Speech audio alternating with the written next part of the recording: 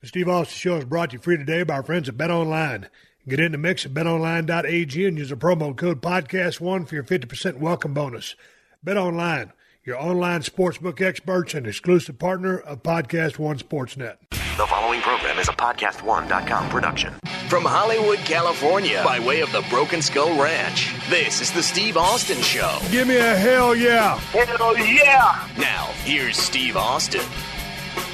Shane McMahon is my guest here at 317 Gimmick Street. God dang, it is good to see you. Welcome to the mean streets of Los Angeles, California. How are you? I'm doing exceptional. Good to see you. It's been way too long. I was out there over 316. We just finished a complete remodel. You just walked over there. I mean, the battle wounds are still fresh. I mean, they're still cleaning out all the stuff over there. It's been major mayhem. I'm rooted in over here. We're about to start moving in over there. You caught me in the middle of it. But this is where it all starts from for me. Back here, you're on my territory right now. Well, nothing's changing. I'm always in your territory. There's been a few times that I've been on yours. I kind of wanted to shoot the breeze with you and see how open-minded you are, just tossing something on the table, breaking it down, reliving old stuff, and shooting the breeze, more so than me grilling you hardcore questions like I'm an interrogator. Are you down with that? Sure. I'm ready for anything. Ready for anything? Sure. All right. So let's jump off with WrestleMania 33, because that's fresh on my mind, just as of the latest things that you've done that have really been kind of a wow factor. Obviously, general manager of SmackDown brand, correct? Commish. That's the title. My bad. No, that's the official title. I get it confused also. Okay, but you're the Commish on SmackDown. So you got that going on currently. Correct. But let's talk about WrestleMania 33, the match with AJ Styles. I thought it was the match of the night. A lot of people said, God dang, AJ Styles is going to wrestle Shane McMahon. Why can't they find someone for Shane to wrestle? I said the same thing. But I was impressed with your performance. I was just thinking of the guy that's in the trenches 24/7, 365, that had a guy lined up for him. But they stuck you in that spot. How did you feel about that? How did you feel about people saying, well, why is Shane wrestling this world-class guy? Well, I was humbled to be in there. AJ's a great talent. Damn right. Never worked with him. He's been here about a year. Came just before I came back. But I've always been an AJ Styles fan. Really enjoyed his work all the way from Japan to what he was doing at TNA. And it's a different time in the business now. So guys usually, of AJ's size and stature, had to work so much harder. Sean always had to work so much harder, and Marty, and now those doors have opened wide open, because now it gets down to caliber and quality of performance. So ding, ding, ding, that guy is amazing all the way to the top. So I was truly humbled to be, offered the opportunity to get in there with him. And it all comes down to what's the right booking. I think what people were reacting to specifically was the caliber of AJ Styles, just coming off being the WWE champion, working with Cena and going in. They wanted him to be much more in that championship, dare I say, ranking. Right. So I think that's much more of what everyone was trying to articulate but not saying. They want to see AJ in the title hunt. And the cards weren't there at the moment. So they were taking a little detour, and you know how booking can be. It gets challenging. You can't please everybody. But the main thing is, how do you keep momentum for people? And, part of my role is to do just that. So my role is to keep momentum going. I'm very happy to be in that role. It's always been my role, and I love being able to do that and help the whole process. I guess if you put a moniker on it, I guess I would be best supporting actor always, and never the main guy, which I'm very happy to do. But, when you say know your role, that kind of goes back to our old buddy The Rock, know your role. Mm-hmm. And so that has been your role, but also you're an integral, a big part of so many great storylines. But in maybe 33, come on, and maybe 33 stepping in with AJ, to go back to 32 with The Undertaker in Dallas. I want to talk about that in a minute. But the fact that you stepped in there, you got yourself ready, you look like $1 million. So I watch it, when I watch an event like WrestleMania 33, which I loved. I thought it was a pretty damn solid WrestleMania. I watch it as one of the boys. I watch it as a guy who got into business since 1989. I'm out of it, but I'm technically still in it. It'll be part of my life until I'm dead. But I also like to watch as a fan. because I want to see the boys go out there and tell a story and make me smile or make me go, yeah, or get some heat. And I'm like, God dang, time for that comeback. Come on, man, fire it up. And that's what you guys did. Y'all went out there. I love the story. AJ's mindset was kind of like, come on, man, you got no business being in here. I'm the face that runs this place. That's swagger, which he's great at. And then all of a sudden, y'all just turned into just a damn good match, back and forth action, heat, comeback, and you just told a great story with some outstanding stuff in there. What did you do to spin up and get ready for WrestleMania 33? Because as you well know, cardio is very specific. You can get on an elliptical trainer and go like gangbusters, but it doesn't transfer to the ring. I know you do a lot of damn mixed martial arts. What was your training program? Because you look like $1 million and you weren't gassed at all. That's really what I attribute it to. You know, as you're well aware, going in the ring, which people have no idea because they've never been in there, just running and hitting the ropes, you know, it hurts. You know, you have to get calloused. That's why guys that are on the road all the time, you know, my hat's off to them because they get calloused. They get used to everything. You know, doing a flat back, jumping up, laying on your back, it's like, you have no idea. People ask me, like, oh, my God, what's that feel like? I said, look, be very careful, but go out in your backyard, jump up in the air, tuck your chin, and land flat on your back. Now, that is extremely jarring. And now imagine doing that about 40 or 50 times when you got to repeat and do all that. But answering your question of what I do to stay in shape, again, a lot of that is attributed to what I do of, you know, training with, I do strength and conditioning with Jimmy Quinn, who's my strength and conditioning coach. Now, what does that entail? That's much more resistance training and, you know, just hitting the weights and doing all the basics and getting back to stuff. You circuit training or you're doing bodybuilding training? No, a little both. Or would they say functional strength as far as keeping your heart rate up? I just basically it's to keep. No, it's not so much my heart rate. It's just to keep everything together. Okay. So I'm getting older. I just need to keep everything together and tight, and that's why I train and do that resistance-wise. The more of the cardio comes from when I do Muay Thai, and that's when I train with Phil Nurse. So when you're throwing hands and feet and you're going a bunch of rounds with a 30-second rest, I mean, I train hard, and then I do Brazilian Jiu-Jitsu. You know, again, I do that with the Gracies, Hollis and Henzo. And also Mario Mercado. I got a lot of guys. Mario Mercado is my amateur wrestling. He was Division I at Syracuse. So we get in there and just battle it out. So all of that, it's a tremendous amount of cardio. It sounds like you went to a fight camp. Yeah, well, that's basically what I do. Yeah. You have to do that. I'm looking at you. Shane's about 4 feet away from me. We're sitting at a little table over here at 317 Gimmick Street, and I'm looking at two hands. And when you ball those things up, those two hands have produced more potatoes than the potato fields of Idaho. Did you get a bunch of fights? You should talk. Oh, my God. I think I've received more of those potatoes than any person in the world. Are you kidding me? Oh, come on. A lot of people complained that I was a little snug in the ring and on those comebacks when DX and you guys were feeding. I mean, yeah, there's some goose eggs and some black eyes and stuff like that. But, dude, you got a lot of quicker hands than me. I was watching a couple of those left hands and a big rights. With Undertaker, I'm like, God dang. I saw Undertaker after one endeavor, and I looked at him. I said, dude, what's with the eye? He goes, God dang, kid. He was talking about you. I got heat for that from his mom. Really? Oh, my God. I got heat from that. It happened. I tatered the hell out of him. But that was the week before. There was the go-home WrestleMania. It was in Brooklyn. And something went awry. We were throwing hands, and we were outside, and I went to hit him with the monitor or something, and then it was stuck. So all of a sudden he sits up, and I'm like, well, he's a big dude. I'm like, what am I going to do? I was like, I kind of panicked a little bit, didn't quite get my range, so I wasn't completely looking at him. I went, whack, and I stuck it out there, and I felt it, and went, thunk. I went, oh, my God. I saw his eyes roll back in his head for a minute. He looked at me. All of a sudden I started that trickle of blood come down. I go, I'm dead. So what do? I quickly get on him fast. Whack, whack, whack. I go, I might as well get him in now. Give him a couple extra. We're going to get back to 33, but let's talk about Taker for a second, because here's the thing.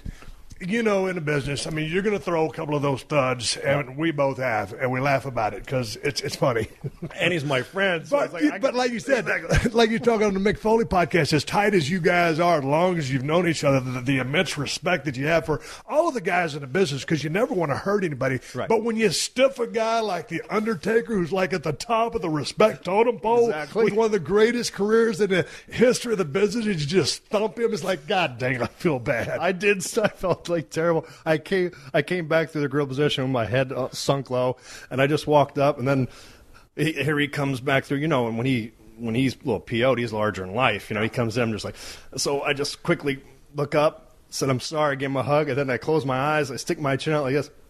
I'm ready for one. I'm like, go ahead, recito. He went, it's all right, it'll come later. And boy, did it ever. Oh, my God. When did the receipt come? Because that's classic Undertaker. Oh, it's crushed me. Crushed me. We were laughing. In the beginning of that match, Undertaker, we were doing stuff, and I was, we're throwing hands. When we're throwing, we already had the deal that we're going to go. Yeah. So we're starting to throw, and, we're tagging. And then one thing, he hit me, and then I just kind of went into my, my own little world for a second, protect mechanism, and then I leg kick him. Yeah. And it went whack. All of a sudden, he looked at me and went, ow. And I saw it, and he went, then he was hot. So at some point, he had grounded me, done something, and I was gassed. I was laying down. I'm like, all right, let me catch my breath for a second. So I'm laying kind of in the fetal position, totally relaxing because I know he's about to go do something else. I got like probably 20 seconds so I can catch my breath. Taking big breaths in, eyes are closed, and then my face flat on the canvas. He reaches up and bear paws me. Whack! Wide open jaw, everything. All of a sudden I got those gold glitters. When you get hit hard, you're just like, ping! You're like, woo, my gosh. And then I start laughing. I go, oh, he did that on purpose. And he and I had dinner a few months after that. We were laughing at these stories, talking about it. But oh man, I was totally seeing stars. Let's jump back to 33 for a second before we start talking about Undertaker 32, because I want to talk about 101, however many thousand people were jammed in that building. There in Florida, 75,000 people came from all 50 states, I believe 62 countries. Yep. It's an amazing, it's an annual phenomenon when WrestleMania gathers. And we'll go back and talk about WrestleMania 1 here in a little bit. How was the atmosphere? You're early on the card. You get out there, the sun's going down, the lights ain't on yet. And so sometimes that atmosphere is not what you'd want it to be. But y'all didn't suffer that fate. Y'all had the crowd. The story that y'all told grabbed the people hook, line, and sinker. A couple of matches that followed you didn't have such a good success. What were you thinking when you went out there? Because I just make this comparison to Ford Field when we did the Battle of the Billionaires, and there was 90,000 people in there, but the sound was going up. We couldn't hear. We thought we were crap in the bed. Right. Me and Vince were looking at each other. We're like, God dang, man, we're stinking the joint out. How did you feel going out there? Did you know you'd rock the place? When did you know you had the crowd? How did it feel? Bunch of questions. Just elaborate. Tell me about the experience. AJ Styles, one of the best workers in the world, WrestleMania 33. Well, again, I was pumped to get out there, and I learned the business, as I said on the podcast and many other interviews, I learned the business completely backwards because I never, ever thought I would be in the ring, but I always learned psychology. I learned psychology first. And all of those years of sitting and just, it's almost through osmosis of listening to Pat Patterson and talking to guys of what to do, what not to do, when to do it, why to do it. That just became innate in me. Learning from my dad, the same thing. You hear all that. I mean, these are the masters of it. And then having the ability to work with amazing talent, you included of why we're doing this, what's our story. So psychology was always the most important thing because, as you said earlier, we're storytelling. And what story are we trying to tell? And when I first got booked with AJ, my questions were, okay, well, what's our story? To everybody. And they're like, well, we're trying to figure this out. I said, no. We need to figure out exactly what we're doing, what's our story. And then if you will go back and watch the weeks leading up to that, well, what we did was we started telling that story, including AJ's promo on the go home. And it was all about, again, this is not going to be your typical Shane McMahon match. It's not no holds barred. He wants to embarrass me. This is his ring. We're going to wrestle. There's no punches going to be thrown. I'm in his world. So I was like, oh, okay. So it's going to be a whole different type of deal in the story. And that's exactly the story that we started to tell in the ring. So if you notice, WrestleMania 33, ding, ding, ding. And to answer your question, the sun had just set and the breeze picked up. Yeah. So I was like coming down that ramp, which is 80 yards. I mean, that ramp was so long. But being first out was, I love jerking the curtain because... Me too. Hey. Nice to be the main event. You want to be the main event? It's cool to jerk the curtain. I love jerking the... By the way, if I was the main event, I'd still like to jerk the curtain. Right. Okay? Because you're first out. So being first out, everything just got a nice breeze. It was cool. I was like, oh, all right, I'm feeling it. I run down. I see my 3 boys and Marissa sitting in the audience right there. Give them the sign, and we had to go because you got to hit times. You got a lot of stuff going on. AJ comes out, and then as soon as we started telling that story, started feeling it, I was like, wow, okay, I think we got him. It's a garbage truck. Garbage truck. Par for the course here on the Steve Austin Show. They're going to come back and get my trash can. Well, they're coming getting tons of stuff probably because you have all that stuff from next door you're cleaning out and everything I complain about my show all the time, but it's included. The show downloads for free, so it's kind of like everything but the kitchen sink. That's a family-friendly show. And I saw a kitchen sink out there. So we're getting rid of that. Yeah, so the garbage truck is included. So you're out there, you're telling a story. So we start telling the story. And, kind of chapter 1 was, all right, he's out wrestling me. And if you go back and watch it, that's what we're telling. We're like, okay. And then I did a little better the second time. Then the third time, I got one up on him. He's like, oh, my gosh, what the hell was that? So surprised him. Then when he came back in, here we go. I'm getting ready to throw hands. He says, none of that anymore. We're going to wrestle. I'm like, all right. So we start to go wrestle. Then he cold cocks me. So now he's trying to beat me in my own game. I'm like, all right, you want to throw hands. And then once we start throwing hands, it becomes a little bit of a different story. Yes. So then the tides turn a little bit. And then from there, once we kind of got right, even from the get-go, the energy level, and even though it was way up, in the crowd, the noise just goes high because there's no roof on the place, we felt that rumble. Okay. We felt them. So I was like, wow. How important is that to feel those people? Extremely. Damn right. Because I'm deaf, but I can hear a crowd. You can't, because it's a feeling. Oh my gosh! I just got goosebumps. My nipples got hard. Easy, easy here. I won't show you. But it's that excitement when you're in there, and the crowd's part of you. When you do your job right and you're entertaining correctly, the crowd, take them on a ride. Yeah. Because that's what we do. Yeah. And you want them to be part of our story. Yeah. Be part of our story. Yeah.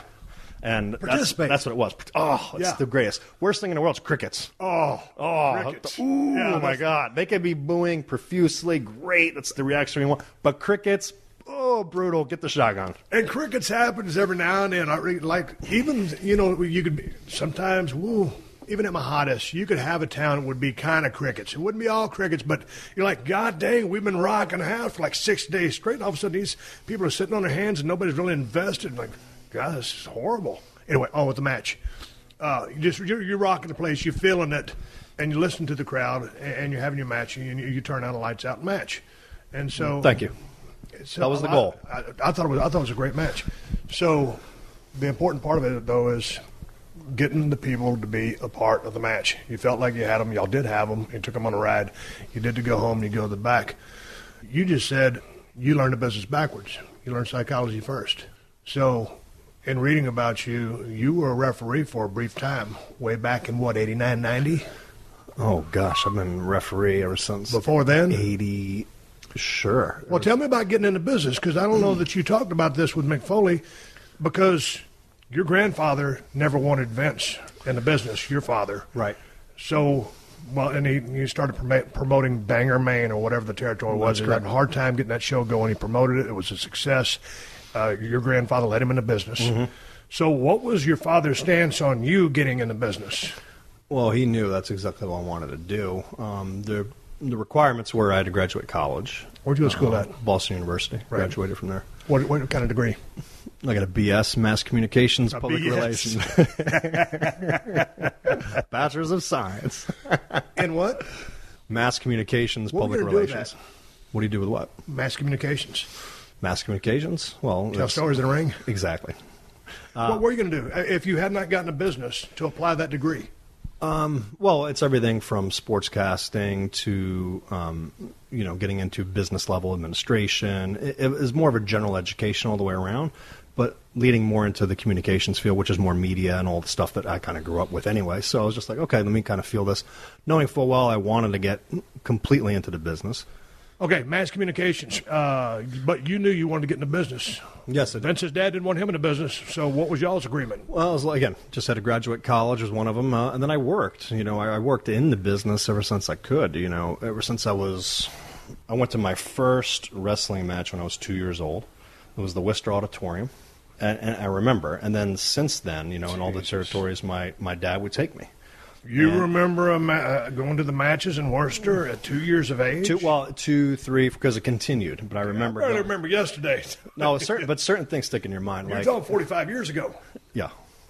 Well, how many? Let me see about that. You 47? No, I'm like 40. I'm like 39. Oh, yeah, okay. Okay, so you remember always going to the matches. How did your dad start you in the business? Well, you know the inside, you know the nuts and bolts. Well, I started, when I was there ever since, again, just as a young kid, helping set the ring up, taking turnbuckles out of the bag, putting them over. Because, I was too small to, lift the heavy ropes and all the other stuff. I eventually graduated a ring crew.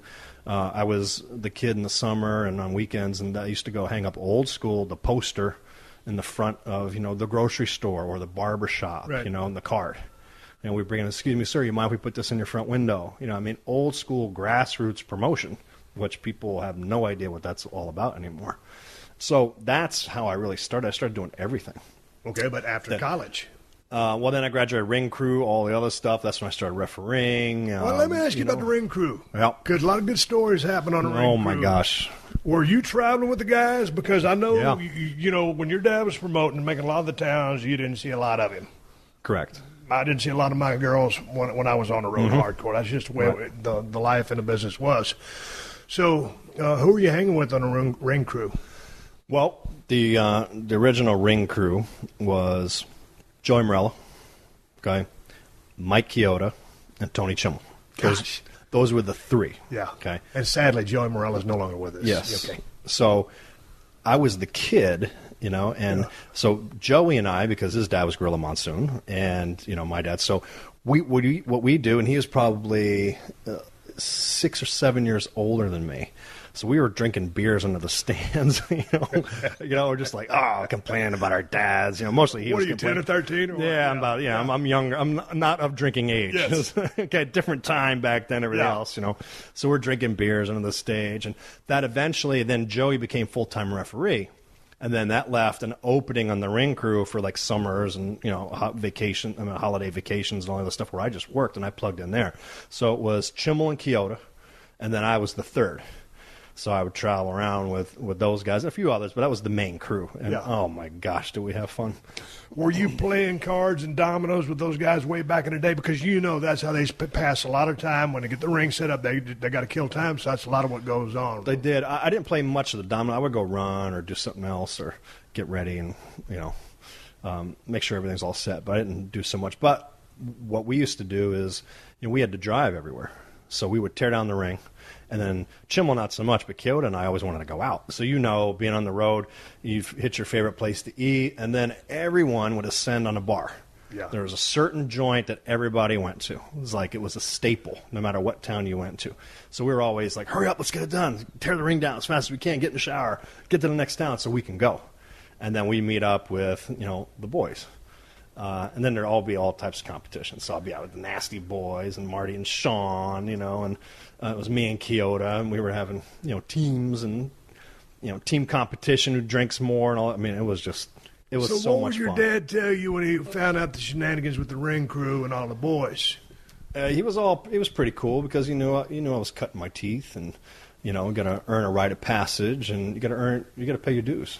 I mean, I'm still paying dues. I don't think I'll ever not pay dues. It's just different. You got to earn your respect each and every day. That's how I was brought up, and that's just how I am today. That's what I teach my sons as well. That's interesting. Your dad's a third-generation promoter. You're fourth generation in the wrestling business. So I guess, hey, it's going to come with the territory. But he wasn't hard on you. I mean, he just understood, hey, man, like I said, rite of passage. Oh, yeah, he was extremely hard on me. Vince, I mean, well, what was it like growing up in that household? He was always gone. He was gone a lot, but, strict. Dude, I know your dad pretty good, obviously not near as well as you do. So how was he as a dad? He was a great dad. always there. But laid down the law when you messed up? Oh, my gosh, yes. Would he ground you? Or like? Oh, yeah. Boy, if we messed up, you messed up in Victoria, Texas. Boy, my dad coming there with a leather belt. You're my stepdad now. Mm-hmm. And but we look at him as being my real dad. And God dang, he started pulling off that belt. And I said, God dang, Dad, I'm sorry. I said, I'll never do it again. He goes, boy, I know you won't. He'd grab my left arm and start swinging. I'd be running around in circles. He'd be busting my ass, that belt. And Shane, my stepdad used to go in the other room, and he would cry because he had to whip our asses because we weren't really his kids when he first met my mom. Right. But God dang, when you messed up over in Victoria, you paid for it. And that's how he did it. Did the old stand thing, ground you and stuff like that. Anything like that going on with you? Oh, without question. Okay. Old school. I grew up old school. Thank you. Old school. Thank you. Give me some nuts. Old Boy, school. These days, if you hear somebody whipping a kid, boy, child abuse, you can't do that. Listen, if my dad didn't step in like he did, Yep. I probably wouldn't be here, or I'd be locked away or somewhere What else. are you saying about your personality? I'm saying that I was just a very high-spirited guy. You know me. I'm high energy. I got to have an outlet for that energy, and if it's channeled in the wrong way, you just do dumb things. I kind of self-diagnosed myself ADD, ADHD, whatever you want to call it. Man, that's, Or both. Okay. Have you ever been diagnosed as ADD, or is it just like, hey, Shane's hyper? No, I had them both. Okay. Diagnosed, and yeah. So did they give you medication to take? Did you take the medication? They tried when I was a kid, but when we grew up, they just thought we were disciplinary problems. Right. Now there's medicine for it. They tried me on the medicine Ritalin. Yeah. Back then it was very experimental. It didn't work with me. Make you more hyper, or what? It wound me up. Right. I became very irritable. Not a good thing. So. It's tough, and plus I was so transient, moving a lot, that you don't really get to sit in, and you start missing skills, of different school systems or whatever, and some are a little more advanced, some are a little more behind, but you just got to try to figure out where you fit in and making new friends, and so it becomes tough. Did you make friends easy? I did. I'm pretty easygoing. I'm very principled, and if you wrong me, that's Right. it. But other than that, I'm pretty good. What kind of student were you? I know you got a degree, but did you really have to apply yourself? Or were you a C, a D guy? When I was interested in something, I did very well. I excelled. When I wasn't, I didn't really see the importance of it. Now, if I can talk to my young self, which I'm talking to my kids, I won't allow them to make that mistake, because you need to get it all done. Some things in your job, you don't like the certain parts of it, but you got to get that done to get to the next level. The Steve Austin Show. The Steve Austin Show. How do you banish high rates on your car insurance? You switch to Geico during Geico-ween. October is their favorite time of the year, and the folks over at Geico have been working even harder to cast out high rates and craft just the right policy for you and your family. Switching to Geico isn't so scary, especially when they could brew up spellbinding savings just for you. So get a quote today at geico.com and see just how much you could save. No eye of the newt needed. Happy Geico-ween, everybody. You brought up Gorilla Monsoon's name. God dang, I used to love when he would do commentary with Jesse the Body Ventura or Bobby Heenan, but old Gorilla. And just the chemistry, the camaraderie, the friendship, the stories that those guys told, these larger-than-life characters in the ring and these storylines, it was a huge part of me, of my childhood. You're living it. You're hanging out with these guys.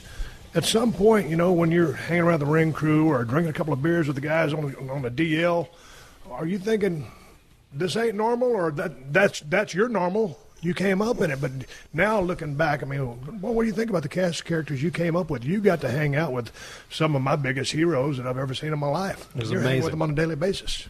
It was amazing, being able and being accepted. That's kind of like the mascot. I was the kid, they liked, and they would torture me.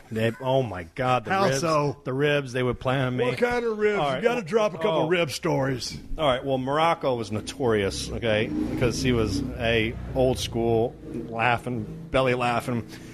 he would lock me in a locker, those lockers, lock me in it, boom, and then the boys would blow cigarette smoke in there, or cigar smoke, or whatever else they were doing, and just bang on the locker, things like that. I remember one time Muraco put me in those big oil drum trash cans, at the arenas and stuff. He put me in and rolled me down the hallway, down a couple steps, 7, 8 years old. It was like, but again, I look back at that, it was, all right, well, what's the kid going to do now after that? So it was continually earning their respect and just keep coming back. And it was fun. Those guys, it was a weird bunch of babysitters, but when my dad take me, he was working, getting stuff done, and I'd be, okay, let me get the towels for the guys, or let me take their stuff back, or how can I help, and be involved, and just hanging in the locker room. It was very educational. What are your recollections of Andre the Giant? Because I got a chance to meet Andre when he passed through WCW. He just came to a television tape at Center Stage. At this time, he was on crutches. He was on his downhill slide. And, man, dude, I was a J-Brone when I was stunning Steve, and I was nowhere near the league that he was in. He'd already had his huge run, with the WWF. And all of a sudden, I just had to go introduce myself to him. I said, Andre, my name is Steve Austin. I got a chance to shake a man's hand. And then he passed away, but at least I got a chance to meet him. I've heard so many Andre the Giant stories. What was that guy like from your perspective, just hanging around? A dude that's as big and powerful and charismatic as he was, but just an extremely gentle giant, but also extremely, I'm glad you said that, because very feared if he didn't want you in his locker room. Oh, without question. And not just that. I mean, Andre, I always wanted to be Andre the Giant's tag team partner. So since around age 5, I would walk up to Andre and be like, we're going to be tag team partners. And I would tell my dad, I said, I'm going to grow up to be big like him, not little like you. And so I would always have the, envision Andre and I being tag team partners. So that kept me going for a while.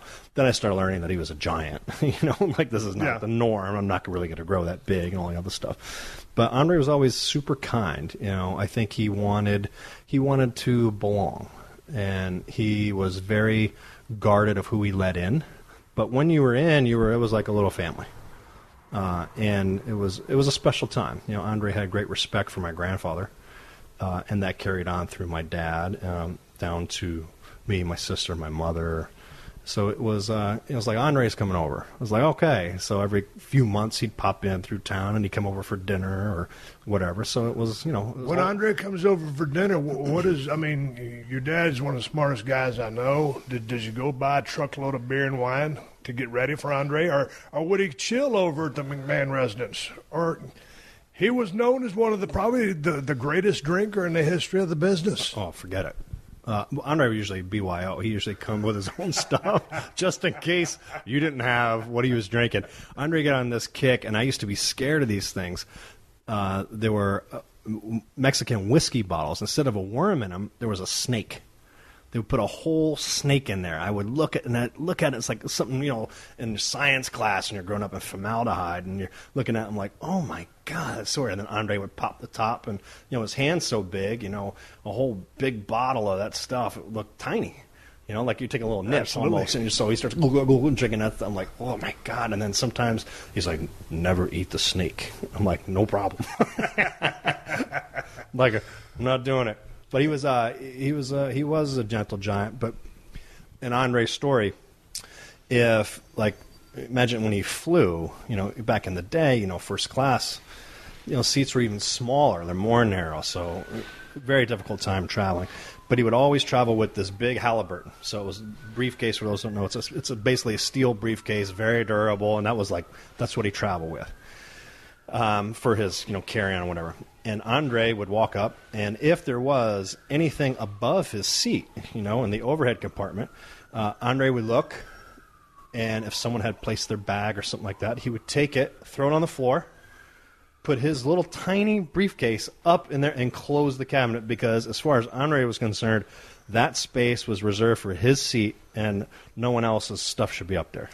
I heard the exact same story. He would take whoever's stuff it was, just move it out, put his stuff in and shut it, and he'd go, Mine. Yes, mine. Dude, I mean, What do you say? Here's the thing about Andre. I mean, it looked like he had like 160 teeth. I mean that with respect.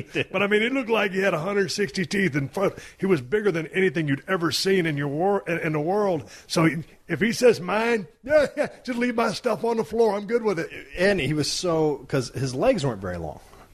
So his torso was massive. So when he was sitting, he still was a huge guy with that big fro and shoulder. I mean, think about a 500-pound man. That's a massive human being. That's me and you together. Yeah. That is a huge guy. So he was very intimidating. Tell me if you ever heard any of these stories at some point in time, and I heard this, from Jake Roberts, or from Rick Rude, rather. They've been doing a lot of tag matches. It would be Jake Roberts and Ravishing Rick Rude versus Andre the Giant and another partner, whatever. When Rick Rude was in there, Andre loved Rick Rude, so man, he'd bounce around, bing, bang, boom, and all of a sudden tag in Jake. I guess there's a little heat there. And Jake went through a heat and getting phase, at some points in his career. And Andre would get him out there in the middle of the ring, 20 by 20. You've been in a million of them just like I have. And, Jake had that stringy long hair, and he'd have those size 33 feet, and he'd be standing on Jake's hair. Jake would be on his belly. He would have his arms stretched behind Jake and just arching his back and just, he was torturing Jake because he's pulling all of his hair out because he was standing 500 pounds on it. Yep. And Jake knew he wasn't going to strong-arm Andre. Everybody knew they weren't going to strong-arm Andre, and he'd just be kind of looking over at Rick Rude in the corner like, tag me. Please tag me. Get me out of here. We're getting killed. Did you get a chance to ever talk to Jake, get to know Jake as a person? Yeah, I ran with Jake for a little while. Oh, my God. So as you can imagine, well, here are kind of my mentors. So let me kind of go Please. back. So I come in there, and again, being the kid and everything else, so the guys that took me under their wing was Muraco and Roddy Piper. Jesus. So right there started my education. Okay. Stop. Right there. Quotation marks around education. Quotation Continue. mark. So, I mean, I'm there with the kings of the frat house. And, once you're in the frat house, you do what the frat boys do. And you grow up in that element. So by the time I got to college, man, everyone's like, "Oh, let's go out, let's do whatever." I'm like, "This is boring," I'm like, I'm gonna go catch a nap, because I had lived literally rock and roll to the fullest extent. I mean, you can appreciate it. Yes. Not many people who are listening to this will be able to appreciate what we've seen in our lifetime, because it was a much different time. There was no internet. There was no, there was no spy cameras. There wasn't a lot of stuff. So it was a very interesting time where everything just went on. It was crazy. So who else were your mentors? Don the Rock Muraco. God dang it, that guy, I just used to love to watch that physique of his, him in action, the power, the persona. Roddy Piper, hanging out with that guy. And when you say those guys are the kings of the frat house, well said. Then I kind of graduated a little bit, and then I was running with, it was me and Kyoto, and running with Sean and Marty. The Nasty Boys were all contemporaries and buddies. Kurt Hennig was kind of my next guy who was mentoring me a little bit. Again, guys just a little bit older that you learn a ton from, but oh my God, the ribs were so brutal. It's like, man, I'm just glutton for punishment. I'm so glad you brought up Mr. Perfect Kurt Hennig's name. I've told this story a million times. I'll tell it again. I came into the WWF at the time. It's now WWE. First day in television somewhere in the Northeast. Kurt says, "Hey, kid, come here. I want you to meet somebody." Took me in the truck to introduce me to the guys in the production truck, Kevin Dunn. I mean, this guy can help you out a whole lot. He didn't have to do that. He's trying to help me form relationships. I didn't know your dad. First 6 months I was there as a ringmaster. I don't know he brought me in. I went and saw him twice in Greenwich at his house. I know they wanted to bring me in as a mechanic. Didn't sign. Ended up signing. But, he was one of those guys that was so generous that I hope that there's still guys like that around today in the locker room. But, he helped me when I first came to the company. And I'm coming in, and theoretically, Shane, I'm competition. Wasn't in his league work-wise yet, but I was competition. Here's this guy helping me out. But my point is, Kurt, I've never seen that guy in all the years I know him, God rest his soul. I I've never seen that guy in a bad mood, or if he was having a bad day, making the most of it. But he was one of the most notorious ribbers in the history of the business. What did you learn from Kurt Hennig, or tell me some stories of some of the ribs that you saw him pull on people? Well, I'll just talk about a couple with me. So again, being the kid and like, all right, well, I was always the one, go get the car. We got the car. And then, all right, well, give me the keys or whatever. So, all right, we'll meet at 7 a.m. We gotta get out of here early. So I'd be out there at 7. Gone. He's gone. So I'd hitch a ride. I'd have to wait for somebody, hitchhike. I'm like, Kurt. He goes, oh, my God, I'm so sorry. I forgot. Now, that didn't take very long for me to catch on. Like do all that stuff. You'd have these huge oil drum trash cans, those big things, leaning up because a lot of the hotels we stayed in were outside, motels, really. The Night's End, home with the purple bedspread because we're healing a room. We're sleeping 2-3 to a room. Who gets the box spring? Who got the floor? Anything to save a buck. And I think it was like $25 anyway, but we're just like, well, 3-way split, perfect, because we weren't there that long. And that's also where the bars came in. And to be so important because, you wanted to be a little numb when you went to bed in these places. Don't know what's crawling on you or whatever. But it just got back to the fun of it. But anyway, getting back to the door, so that big oil drum be full. And you'd open that door, and all of a sudden the waiter would just be like, because you had it leaned up, and it would just, whatever you were wearing, if you had your bags in your hand or whatever, everything was soaked.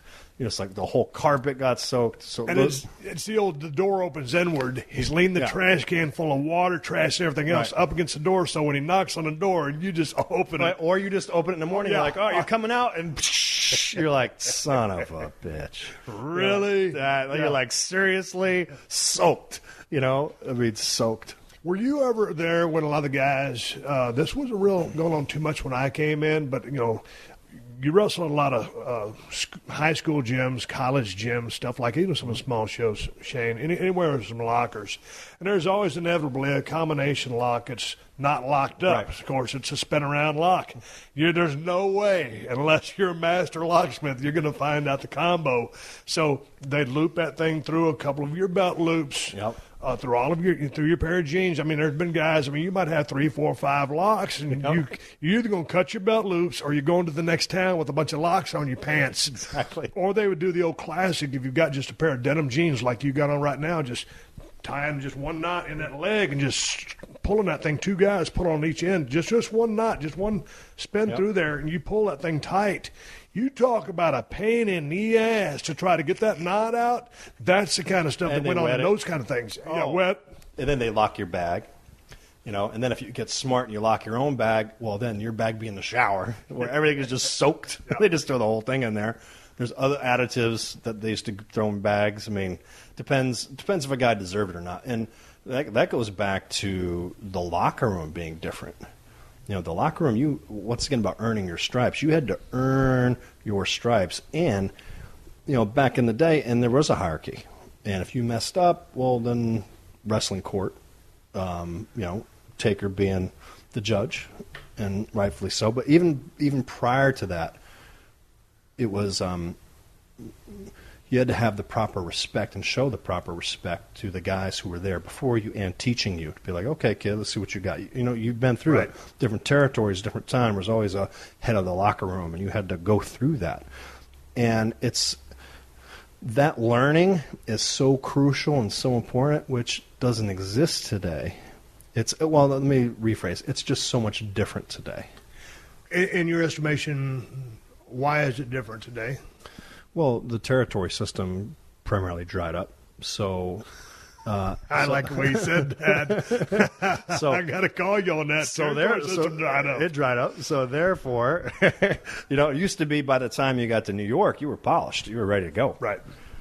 So that kind of dried up. God dang it. Dude, you opened it up. What did you think? Because your grandfather, when your dad bought the business from Vince Sr., your grandfather was alive for how much longer? Because your dad started to want to go into other promoters' territories. And that was something that you did not do. Right, don't rock the boat. Yeah, so your grandfather wasn't real fond of that. But your dad had a different vision of what the wrestling world could and would end up being. So What were your thoughts when you saw your dad taking the business in the direction that he took it? Well, again, growing up in it and just knowing that my dad was gone. So primarily where I grew up, a lot of what I saw was our own product because it's the Northeast product. Correct. So everywhere I went, which was, through those areas, living in Maryland and Connecticut and Massachusetts, New York, again, you saw that one product. Yes. And again, no internet, no way to see other stuff. So I would start to sample other things like through magazines. I'd be like, oh, well, look, how about this guy over here, this other territory, and that stuff. So starting to get the idea, and my dad saying that, all right, we're expanding. We're doing this thing called syndication. So we're taking the same tape, and what would air in New York week 1 would then bicycle around, and that same, it would be a week later, in Chicago, and a week later it'd be in, wherever it's going to be. So then it started getting bigger and bigger and bigger to the point where in its heyday, and this is where WWE started getting into its own sales force because, advertisers would be like, oh, it's so hard to sell, it's wrestling, it's this type of stuff. So that's when Vince said, great, we'll sell it because syndication was barter. It was basically 14 minutes, the station gets 7, you get 7, to sell, and then you start doing it that way. Okay. And in the heyday, what we grew up on Saturday and Sunday mornings, WWF at the time had over 330 syndicated stations across the United States.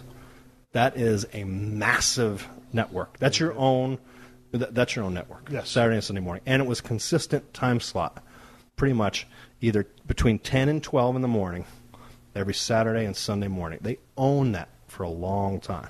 So that's really what we built, what Vince was able to do. And you would obviously insert your card-specific information when you're touring in that area. 5 weeks away, we're coming to Madison Square Garden, coming to Philly, we're coming to the Spectrum. Here it is. Or if you go down to Charlotte or wherever we're going to be. And that's when you start doing the local inserts that would be in there. The Steve Austin Show. The Steve Austin Show.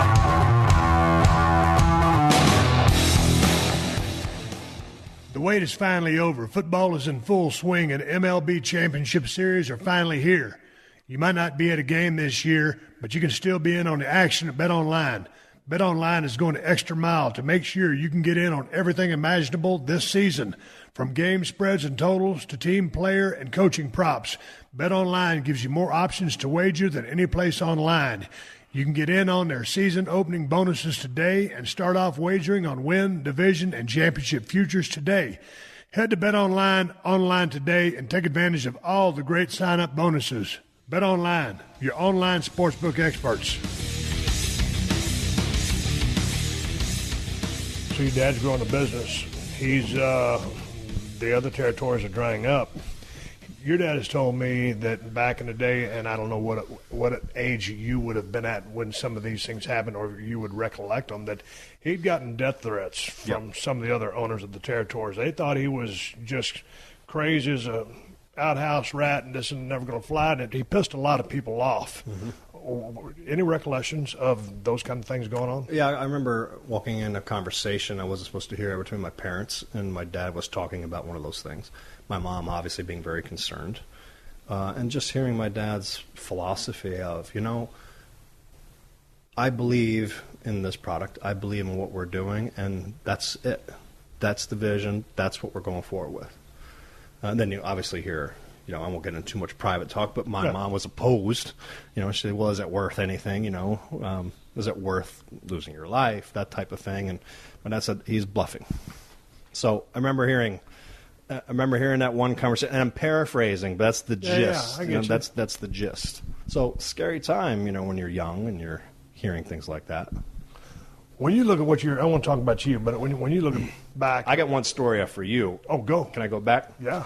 When you were talking about meeting Andre the Giant and Stunning Steve, and when you came to as the ringmaster at first WWF, one of the biggest things, I drove my dad crazy for about 4 months before you got here.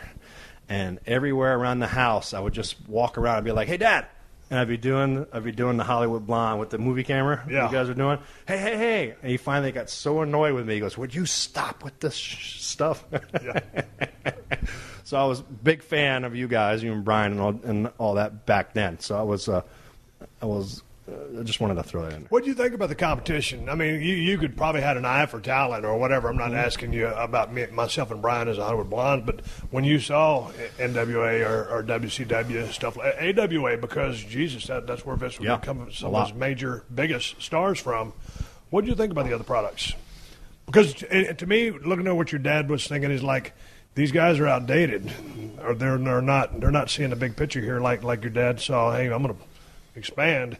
And Jesus, I don't know. I know there were some thin times there when things were just scraping by, but doesn't seem like the other guys just had either the balls or the money to compete with Vince. Is any of that correct?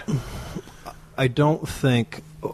My personal view is that the promoters there were stuck in some of their old school ways where they didn't want to spend the money that it will take to compete on that level. And they wanted to pocket more.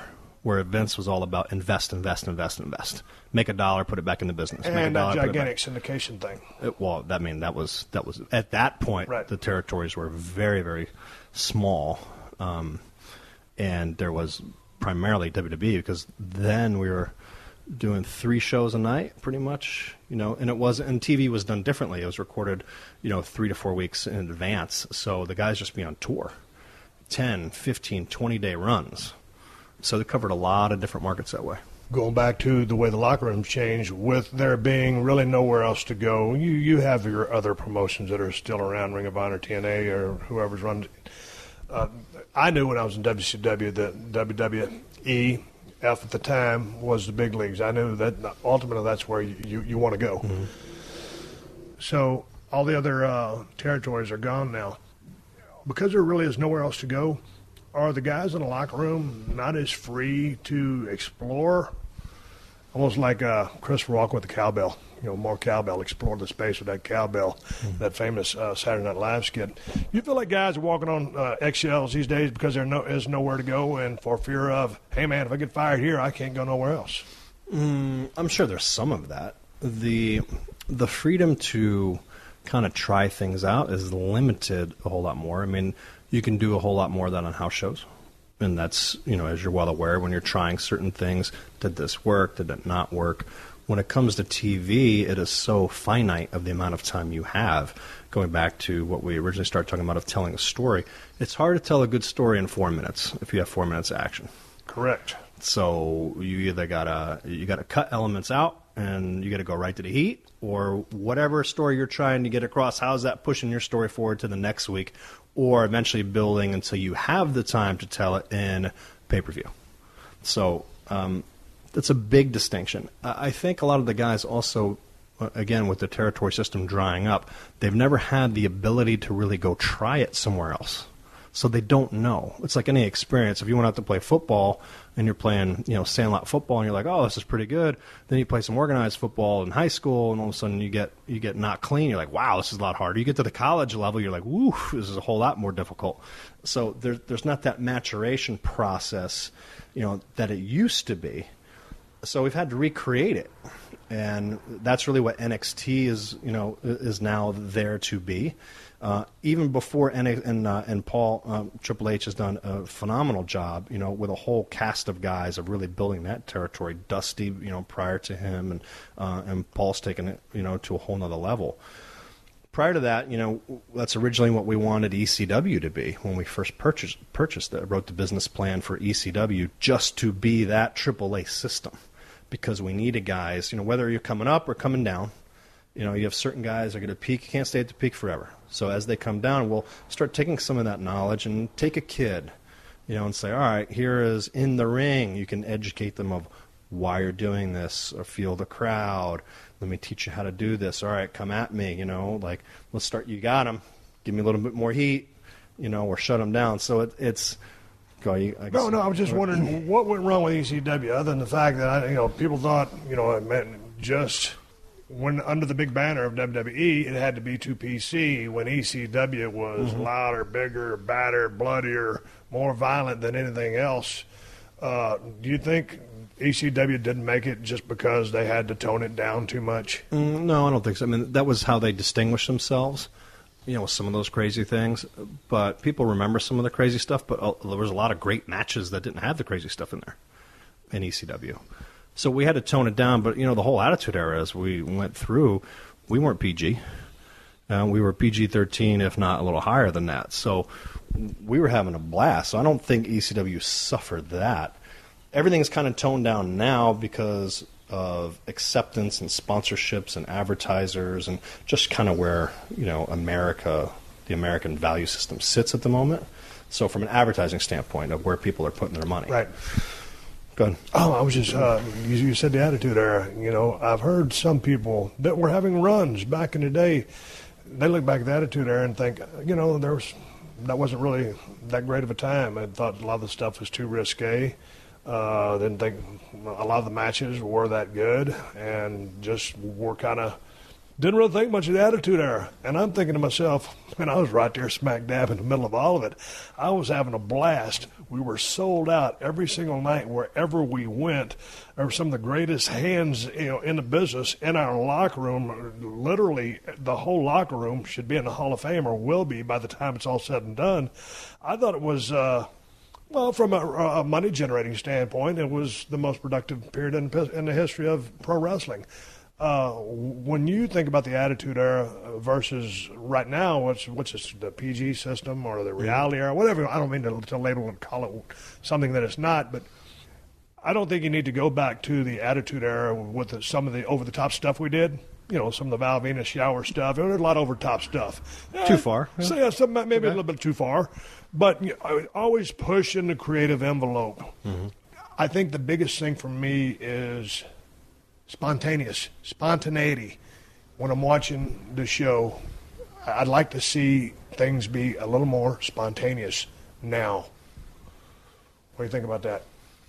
Are you? Because I think those old Monday Night Raws, and there was another show called Nitro that we were competing with, and it was everything but the kitchen sink. Every single Monday, we was throwing everything at the fans. Right. Holy smokes, we were doing these crazy numbers, and just when you turned on the television, whichever show you were watching or whichever one you were partial to, you didn't know what was going to happen.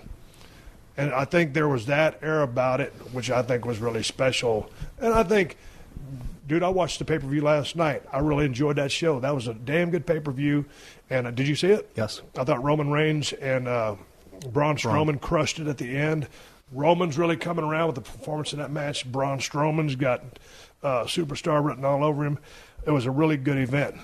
You got to feel like anything could happen at any time. And sometimes I'm like, man, I'm feeling like maybe these guys have been a little micromanaged.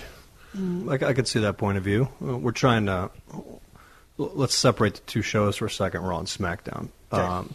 SmackDown, I don't know if you'd agree with this, has a lot more spontaneity than Raw. And I also think it's because it's not as regulated as much as Raw. Raw is... was number one. It's, really Raw just came out of Monday Night at the Garden, going back to my grandfather and everything else. And then my dad said, this would be amazing. We should just turn this into Raw, which has been a humongous success. And it is the longest running regularly scheduled TV show in all of cable. SmackDown, I think, is number 2 or number 3. It's right behind it, and that's ours too. But anyway, getting back to SmackDown Live, I think, and kudos to Brian James and the creative group there. Everybody's working very hard to create more of that spontaneity and to give guys and girls opportunities that they would never have had if it's all under one brand. So we try to take, again, going back to the theme of our entire podcast here, is having the right opportunity, but telling the right stories. And what's your story? And let's make the best of these two guys. Some people will say, we don't even care about those talent. Well, they don't yet because they don't know their story. Right. So let's make them care. How much different do you, in your eyes, is the NXT developmental system versus the territory system as it pertains to the amount of time it takes to get a person from starting stages where they've never been in a ring before, a fan of the business, whatever, first lockup, to when they're ready to go out there and main event or just be on a live television show? Because you just talk about rites of passage. You talk about guys, being in the locker room, having to earn respect. Mm-hmm. you got to learn the trade. One of the best places I found to work was in the USWA in the early 90s because it was a weekly territory system. Every single day of the week, we're in the exact same town, and you had to change your stuff up. Or people that traveled all the shows would know that you were trying to duplicate the same match from a time before. And right. So that repetition and being out in front of those people and falling on your face and having to, just adjust on the fly, it really made me pick up the business a lot faster than a person, I think maybe in a school setting or in an NXT setting. Would you agree or disagree with that? They're not apples to apples. Correct.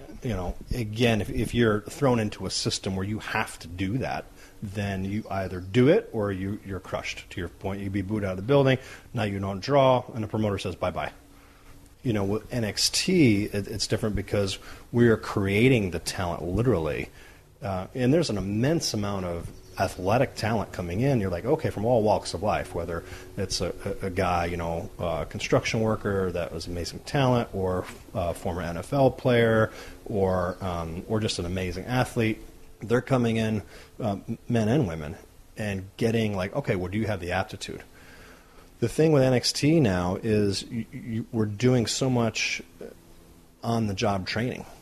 So much happens. Even now when you're getting up into Raw and SmackDown, seasoned guys would never be considered seasoned back in the day because they haven't had the experience to go through stuff. So a lot of that, but it's also, again, a different time where people, you said earlier, fans will go on the internet and they want to watch it, but they also want to kind of ruin their good time by critiquing. They're like, oh, this guy should have done this, X, Y, Z. Well, again, those people the fans have never really put themselves in that environment. It's hard. It's, I just watched the Combine, the NFL Combine. I did too. I'm sorry, the draft. Yeah. And we're saying how exciting it was for those guys, and my boys were very pumped. But it's not like you put on a helmet, you go to the Combine, which is where I was going, you run a 4.5. They're like, okay, awesome, we like you, you're a good kid, and we know we can help teach you the position in your gold. Our business is so unique because not only do you have to have the athleticism, you have to be an amazing storyteller, and you have to win the crowd. When the crowd likes you or likes to boo you, either way, now you got something. But they got to care about you. And that's the stories that you tell in the ring and your character and your persona and what you're doing, within the confines of that ring. So that's the magic, and it's very difficult to get in there, and it's hard to teach that, that special sauce. The special sauce is kind of that X factor because, going to, let's just say NXT or any wrestling school or whatever the program is, we'll call it NXT. You're going in there, you've got the best professors, teachers in the world, and they're going to teach you the mechanics, basic psychology, and the psychology will apply in most cases, and you get to the advanced levels, more weaved tales or stories. But it's up to you to be able to take exactly what everybody else has learned, and now you have to go win that crowd over, and you got to win that crowd over by either A, making them like or love you, B, making them hate or dislike you. And that's up to you. Right. And really, that can't be taught, in my opinion. What did you do to make that crowd feel you? Because, hey, dude, you're not the greatest mechanic in the world. You're a mechanic. I was a pretty good mechanic. I wasn't the best, but there was something about me that the people could gravitate towards. How would you describe how Shane O'Mac, was able to win that crowd over? Well, at first it was heat because, again, had a great story. Part of the corporation, boss's kid. We played up the whole Greenwich, Connecticut thing. Silver spoon. Silver spoon. I mean, it was perfect. And it was also, I was the foil before you got to Vince. So there was always that, which is, had several beatings from you. It's been a lot of fun. But getting into it, to your point, when you were dominating and it was your turn and you're shining, and we're just talking again the babyface aspect, you're a house of fire and you're blowing your comeback, well, I'm on my heels. I'm flying around for you because that is my job. We're telling that physical story. and you're bringing it because your energy level was super high. And I'll say, you and I, we had great chemistry in the ring. Yep. And it was just, we knew that feeling. And again, I'm getting goosebumps now. I'm feeling that crowd. I could hear them roaring and go, get it again, get me. It's like we're calling stuff in there. Wow, it's getting excitement. But it was also when, there was that cutoff point and it was my time to get heat on anything. Man, I had to turn it on because I had to make it believable. Somehow, whether I picked something up or hit you with a chair or whatever it was, back in the day, I had to keep on it, use other guys, to do my dirty work for me, which was even more heat because I was directing and I did get in your face like I did it, But that was the storytelling elements of things. So the technical nature, again, so that's kind of the birth of it was bad guy villain, and then it grew out of kind of protecting my sister, trying to get her out of trouble, so being the good guy brother, and then separating, in the father-son issues, they're just like, okay, everyone's always felt that, the boy is becoming a man, and the old man wants to keep him down, and all the other stuff. So always been very blessed, and being in there with amazing talent, that it's way easier when they're in there with top guys who are making that physical story happen and knowing what to do specifically to tell that story, than if you went in there with green guys who would have no idea, then that would be crickets. Your dad is a very headstrong individual. I would say you are as well. He is. And you are. I am, and you are too. So how much would you guys bicker back and forth when it come time to just finesse out, the details of a storyline? If Vince said, God dang, this is the direction we're going, but you say, no, Dad, I think we ought to do it this way. And how many times did y'all butt head? I mean, we're a lot of times on the same page, I can imagine. But a lot of times was there ever time when he would listen to you? Because I know your dad's, I love him, but he's an egomaniac. But to his credit, he's always willing to listen to someone else's idea. But how is that when you're a son? There's less patience, from him on that. And at the end of the day, when he said enough's enough, it was enough. Right. Now, of course, I'd have to push it one more time just to make sure he heard, And that's usually when he'd blow his stack or whatever, and that goes back to father-son stuff. But it's always been, at the end of the day, a respect factor, because not only is, it's tough working in a family business. Not only is he your dad, but he's your boss. And that's like, okay, I said no. Or if he said, we're going to paint the room blue, it's blue. I go, yeah, but this green is really nice. People will like, okay, but it's blue. Got it. But leaving the room, there was never, I would never say anything else like, I really wanted to do green, but he said blue. Yeah. It was like, blue, we're on the page, and this is the marching order. Everything's blue, and it's beautiful, and we're going. The Steve Austin Show. The Steve Austin Show.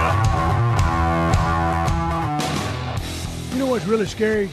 Seeing just how much you could have been saving on car insurance by switching to Geico. It's almost as scary as that homemade elf costume your mom made you wear in junior high school. No, Geico can erase the memory of tripping down the hallway in oversized pointy shoes, but they could save you 15% or more on car insurance. Stop waking up at night in a cold sweat wondering what happened to that green onesie. Just switch to Geico and save. 15 minutes could save you 15% or more on car insurance. I wanted to ask you about the difference between when the business was 100% kayfabe to now, or in the past 10 years, 15 years, whatever it's been. I mean, everybody knows what's up. How was kayfabe back in the day? Because I heard in the Mid-South territory, Bill Watts, if you caught the Hills and the Babies, or drinking together in the bar, this, that, or whatever, you were either fired or fined or both. Right. And that's just the way it was because everybody protected the business. Never broke kayfabe. What do you think about that? The death of kayfabe. And then, I mean, this is Jesus Christ. I mean, what is that, 15, 20 years, 25? That's the slow. The slow build. Yeah. I think the kayfabe nature started, it became more and more difficult to keep kayfabe because, with the explosion in the 80s, Wrestlemania 1 and 85, and then it became mainstream. You're on the cover of Sports Illustrated. It was huge.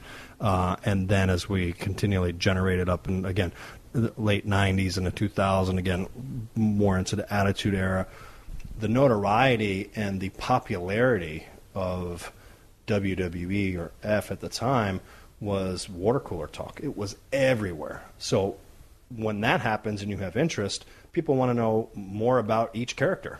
They just don't want to know, about the Undertaker. They want to know about the individual who's behind an Undertaker. Like, what's he do? Does he go grocery shopping? It's like, it must be so easy for him to get stuff off there. Like, what does he do? What's he do at home? Interest. And that's just human nature of getting in that. So it became harder and harder. And again, with everyone with a phone camera and security cameras and everything else now, it's extremely hard to do kayfabe. Sometimes we do it. Like my return was kayfabe. Right. No one knew. Yeah. It was only because 3 people knew, and that was it. That's what you have to do. You have to keep it really tight. Certain things, like I said, stuff like that, you can still kayfabe. Yep. But as far as the business, everybody knows what's up. Yep. Hey, boxing. Your great-grandfather, he promoted boxing, basketball, and baseball. Your great-grandfather, right. Yes. And so, boxing. Well, he was the matchmaker for Tex Rickard at the Garden. Yes. Boxing. Legit sport, right? As they say, of course. As they say. Dude, got a grin like a crocodile sitting across the table from me. Well, there's been There's been so many elements of boxing back in the day of, who's taking a dive, legit, who's right? not. Yeah. Yeah. Well, it was a legit dive. Yeah. They legit went down for a certain reason. They protect kayfabe better than wrestling did. Well, it was a different influence, Right. You're going back to a lot of mafia-controlled things. Gambling was huge. Wrestling always had the connotation of, okay, well, the guys used to get mad because when people would say it was fake, what they really meant was it was a predetermined winner. So you couldn't bet on it or things like that. And a lot of the old school guys, if you said fake, would box your ears or stretch you or whoever said that to them. Because they're like, hey, man, because they had such pride of what they did. Right.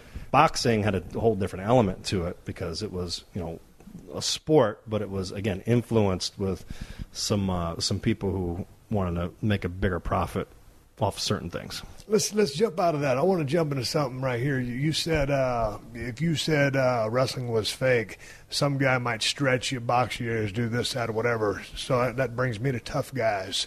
Who are some of the legit tough guys that you've experienced in your days in the business? Back in the day? Back in the day. Yeah, I mean, everybody. You had to be tough to survive in that locker room. And it doesn't mean you're the baddest, but you had to hold your ground. I agree. You had to stand up for yourself. Even though you're going to get killed, if you showed weakness or you cowered, oh my gosh, you were then, you were kicked out of the locker room, or then you were considered weak and probably run off for a while and the ribs would start on you and stuff like that. But legit, like tough guys, Bruiser Brody, tough dude. Did you get a chance to meet Brody? Yeah, Brody. Andre, let me see, Muraco. Roddy was tough. He was very tough with his mouth. Roddy was always the first to throw hands. Wasn't always the best, but he was in there. But tough guy was Snuka was Jimmy. Sika Afen, specifically Sika. He was extremely tough guy. Matt Bourne, played Doink. Oh, no, I'm glad you said the Matt Bourne name, because, boy, I tell you what, Matt was... He was tough. If you got on the wrong side of Matt, you better bring a sandwich. It's going to be a long day. Yeah. Rude. Kurt in his own way, Yeah, all those guys, most of those guys from Mini straight up. If you did something, they'd tell you to face, hey, man, this is what's up, we got to settle a score. That's it. That's what I always appreciated about those guys. Oh, you didn't throw Ming in there, who's forever on everybody's list. I mean, it's kind of like an afterthought because it's always Ming. But none of those guys, in my estimation, was very mean-spirited. I mean, they weren't bullies. They were just badass guys. And a lot of times it was the drunk guys at the bars wanting to pick fight with the wrestlers because what they thought what they were doing was fake. Right. Here's a tough question for you. Just a tough subject for me, but I wanted to ask you because it impacted my career and my relationship with your father so much. I was working down there in Georgia. I can't remember the town, and I was working with Flair in a cage, and I was having the time of my life. But before I got there, I took a little nap in my hotel room. I got a call from Jim Ross, and man, I was going to do the favors for Brock Lesnar. And I didn't like that news, so I told him so. And he called your father, Vince. Vince said, hey, man, give him a call whenever I got done with the work that evening. I called him. It was late in the morning, about 2 his time. And he was letting me know what was going to go on, and I didn't like it.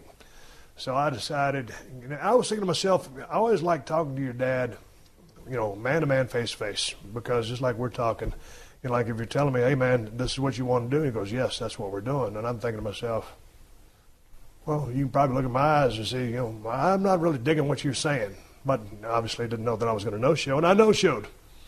So all of a sudden they're in Atlanta, they're in a bad way, and I thought the match between myself and Brock Lesnar should have been, first of all, way down the road. Could have been huge money, but then because I was so fed up at the time and I was so hot, and as you know, God dang, Shane, it's hard to find somebody that draws big money. I was able to do that, and so the locker room was able to, the organization was able to, great storylines, great people to work with, so I don't want to take all the credit. But I left the damn company. I was probably gone 6 or 8 months. Do you remember that time? I do. What did your father say to you about the day Stone Cold Steve Austin took his ball and went to the house? Or how did it affect him? Because he called me 3 times. I let all 3 calls go to voicemail. I never called him back. And that was on me because the man reached out 3 times to me. And because I was such an ass, and so I was running pretty hard, and I can't believe they'd want to do that to me at this point in my career, and I decided to take my stuff and go back to the crib. Did he sell that at all? Did he hate me? It was more, you don't sell yourself short, when you're talking. Yes, you had a lot of guys around you and the business was doing very well, but you were the guy. You're the one that the company had the spotlight on. You were the one who was drawing the houses, and everything was built around you. So when you have that much equity and stake and you have your number one player in there, and that's the one who draws money, all of a sudden just say, I'm out. Well, it's very devastating, obviously, to everybody else underneath, and everyone felt it. Just like, wow. So, you specifically, you let a lot of people down.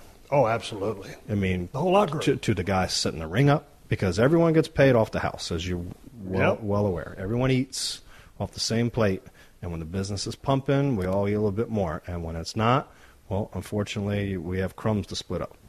So that was a huge thing. So Vince was hurt professionally and personally, because you guys had been building a good relationship. You would always, if you guys did have a disagreement, you would settle it quickly and talk about it. But at the end of the day, when it got down to, all right, this is the vision we're going, and when I said, we paint the room blue, well, you didn't want to paint the room blue that time. You wanted to do something else, and you took your paint and went somewhere else. So that was a big blow personally as well, because again, it's the machine, and we all put effort into building Stone Cold Steve Austin and the company and everything else around it. And when that cog leaves, it's like, ooh, wow, it didn't feel good. It didn't make any of us feel good. It's like, you let us down, man. Yeah. And, you said that when you came back and things like that. And it's tough. It is very tough. And what people also don't realize is when you get to a position like that, you can burn out fast, because the demand on that talent specifically, now you can speak, far better than I can, because you've been living through it, but any top talent on top for that long, the pressure is so high. You start burning the candle at both ends. You start second guessing. You start thinking, you're like, how can I be better? Oh, they're not going to like me today, whatever. And you start becoming your own worst enemy. And it's success sometimes is very hard to deal with. And you can elaborate on it. Rock did the same thing. Hogan, Macho Man. It is it's that rare air where you start thinking, oh, I'm not going to have it again, and then it becomes almost like a paranoia, and it gets in there. So getting back to it. So again, everybody was hurt. Vince was hurt. Well, again, from the company standpoint, and and emotionally, personally. What do you think personally, though? You think, God dang, that piece of trash, we done spent all this money promoting his ass. I've been out there doing stuff with him. They've been doing stuff for him. I mean, you had... Well, again, I felt let down. Probably you felt like I stuck a knife in your back and twisted it. Well, I felt let down, but it's also, I've been through that before with other talent. Right. So if it was the first time, I'd be like, wow, okay. But again, I've seen this movie. More generation. I've been through a lot of them. Yeah. And hearing the stories of this guy did this and this guy did this, and and what to look out for and things like that, and it's a bitter pill to swallow no matter what. But then you also just feel bad all the way around. You feel bad for you because obviously you're upset that you bailed. You had enough where you just freaked out and just had to bail. You feel bad for the talent that we're supposed to come up right underneath, that you're supposed to be working the angles with, that they're going to eat. And you feel all the way bad, bad all the way down to the ring crew, TV guys, all of us. So it's like, all right, plan B, and now let's move forward. It's one thing when a guy gets hurt, but when you do what I did, and we'll stop. I don't want to beat a dead horse, but I've always said that was the worst mistake I made in the history of my wrestling career. And if I could do only one thing different, then obviously, well, I wouldn't have turned heel at 17, but the biggest thing would have been I would have showed up in Atlanta and talked to the old man, your father, face to face, and hammered the damn details out, because we would have. But just being on that road and then hearing that voice and those, I just like, are you kidding me? I just thought they were throwing a couple of roadblocks at me here or there that just didn't make any sense. I was like, what is going on? Why? I mean, we're making a lot of money. Everything is full, and now you want to do the JOB now when it's not time, so it just rubbed me the wrong way at the wrong time, and I bailed. I just wanted to buzz you about it, because as long as I've known you, we've never talked about it. So, Nonetheless, I'll never forget I got that card from Jim Ross, and he put me in touch with Vince, and we set up a meeting in a high-rise hotel in Houston. I'll tell you, Shane, your dad's a very intense guy. And as you well know, but I tell you what, when I showed up on about the 27th floor of that skyscraper and I walked in that room first, I was thinking, man, I don't know what's going to happen. We're either going to hug or one of us is going through that window. And we ended up hugging, and I ended up coming back to work, and we put our differences aside. I want to talk about two quick things before we shut this thing down. We have a dinner appointment. We're going to go eat a steak, and I'm going to have a glass of whiskey. I wanted to ask you about WrestleMania 32 with The Undertaker. You go out there, and you got your trademark entrance, and boy, I know you, Shane, and all of a sudden you kind of hit that vein on your arms, and that's that adrenaline feeling. That's kind of that subliminal, kind of, if you know what it is, here's what it is. And that's mainline. Mainline. I'm talking about the good stuff. I ain't talking about the bad stuff. Yep. So I know you was feeling that crowd, and then also I saw you when you went out there, a couple of those chest bumps. And that's kind of another thing where I was really hoping for a good response, and God dang, you gave it to me. I just kind of like giving them that love back, right? Mm-hmm. So you go out there, and then here comes your three boys. Y'all go out there, and you drop off the kids with your wife, and you go out there, and you stand in the ring. Okay, you guys had a great match. Two things. I want to talk about the big bump, and I know you've discussed it with Mick Foley, but we'll talk about it real quick here. But tell me about being in the ring in front of 101,000 people, and Undertaker's music comes on, the lights drop, and boom, here he comes, and it takes him damn near 5 minutes to get there, because before you start, the first time I wrestled Undertaker, I just came to WWF then, and here comes Taker, and in the back of my mind, I thought of a lot of things that I wanted to do to him or with him, and, some stuff I'd call in the ring. That's how we worked back in. And all of a sudden, the lights drop down, Taker's music hits, they smoke up the arena, all the lighters go up, and I forgot every single thing that I had wanted to do, because I had a lot of respect for the guy, but I just loved his entrance. What were you thinking coming in off that? First of all, tell me about the adrenaline rush you got, because a lot of guys will get that, and you know how long that runway was, but a lot of guys will blow up walking to the ring just based off emotions and adrenaline. Well, going back, having my kids out there was one of the main reasons I came back to the company, period, was I never was able to perform live in front of my boys. Then they would always ask me, would you ever go back, Dad? Would you ever do that? I said, well, if the right opportunity was there, then I'd consider it, being there for you guys. So that was one of the major deciding factors, is my sons had never seen me. So to have them come out with me in front of that crowd, and at AT&T Stadium where the Cowboys play, it was surreal. It's a moment that I selfishly replay in my mind all the time, because there's nothing greater than that, having your 3 sons, 5th generation, running out there with you in the very event your father created, and we're in the 32nd one of them, 32nd WrestleMania, and having them come down. I was like, I was so proud of them. And, people say, oh, did you rehearse it? I was like, no, I asked them about 5 minutes before I came out. I said, you guys want to come out with me? And they were like, really? I said, oh, yeah. So when they came out, they just took to it like water. I was like, I couldn't believe it. My two older boys specifically, I was like, look at these little guys. They were like giving me the whole feeling and like, yeah, come on, crowd. I was like, oh, my God, made for it, Anyway, I dropped them off. But getting into Undertaker's entrance, yeah, it's something special and eerie, because he comes down. It does change, and even though it does, we talk, the business is, as we would say, a work or a predetermined outcome. When you get in there with someone that has an intensity we're talking about, whether it be yourself or Rock, different, but Taker has a special one. It's an eerie thing, because he looks through you. He's not looking around. Hey, how you doing? Not nicey eyes. Literally, you're like, wow, he's gonna kill me. Then in those first couple of hands, I thought he was. But very, very special. And again, being on the receiving end of that, you're like, wow. And you get caught up in it, like you said. You're caught up and mesmerized with what's happening and the crowd and the feeling when he turns the lights on, boom, and all of a sudden, it was the opening spot, if you will, where he takes the cage and closes it. It's like, all right, now you're mine. It's like, wow. And then people just started setting it. And then he takes his hat off and he comes in, stands toe-to-toe. It's like, wow, this is electric. Do you think anybody could have, and it's speculation, I'll put it out there, I don't think anybody could have pulled off the Undertaker gimmick like Mark Calloway did. And that's speculation, because no one else got a chance to try it. But I swear to God, when I first saw that guy come out, and I'd already seen him in WCW, hell, I wrestled him down in USWA, and in WCW, he's this menacing force that they don't know what to do with. So I'm as the Punisher. That was a pretty damn good gimmick. All of a sudden, you come up with this Undertaker thing, and I'm thinking, man, I don't know what this guy is doing. And at first, I'm thinking it was the Survivor Series or whatever it was. 1990 Survivor Series. Hartford. Snuka. I can't remember what it was, but Jesus Christ. Dude, he scared those people. The kids in the first couple rows, everybody. I mean, the kids were petrified. Yeah.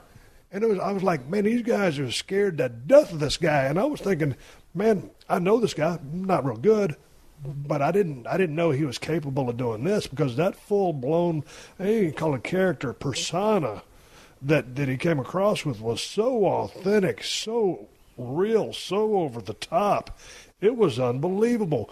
And the changes that he made along the way, then back to the Undertaker, it's one of the greatest gimmicks in the history of the business, if not the. It's iconic. It's iconic. Do you think anybody else could have pulled that off? No, I don't. And it also gets into Mark's temperament as a human being.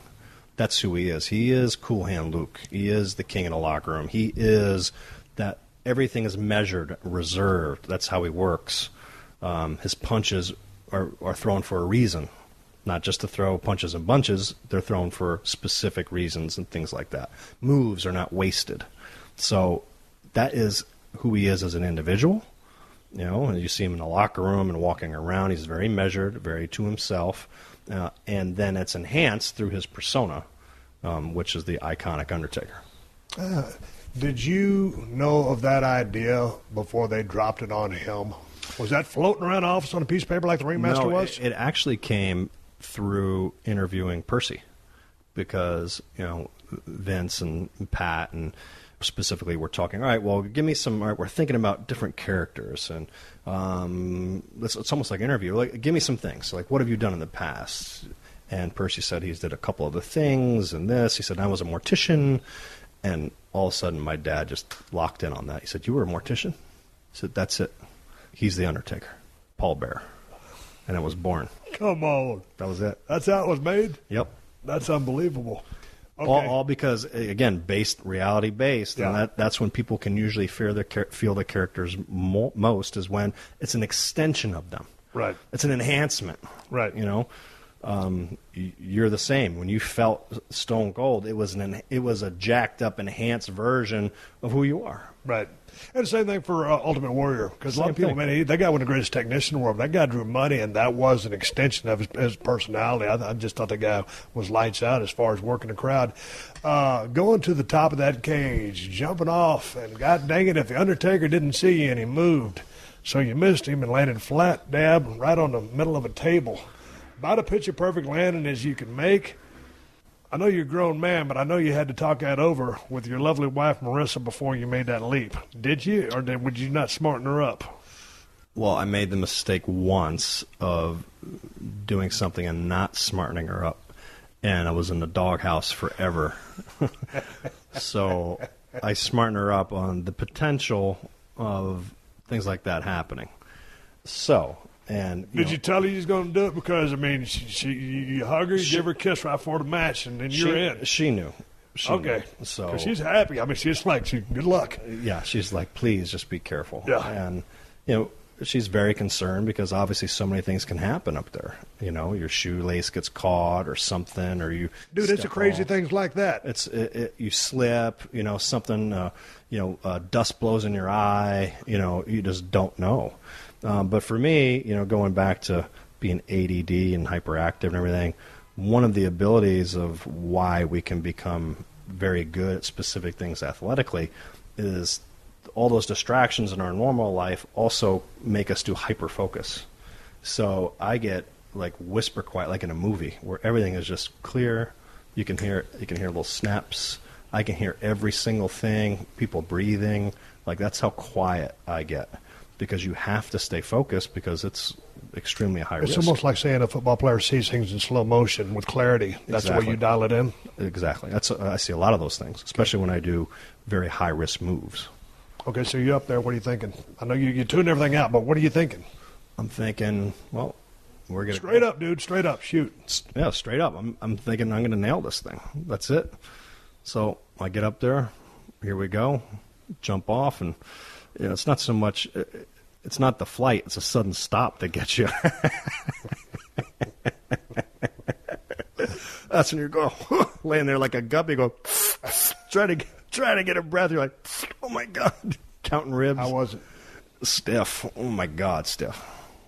I cracked 2 ribs on my right side.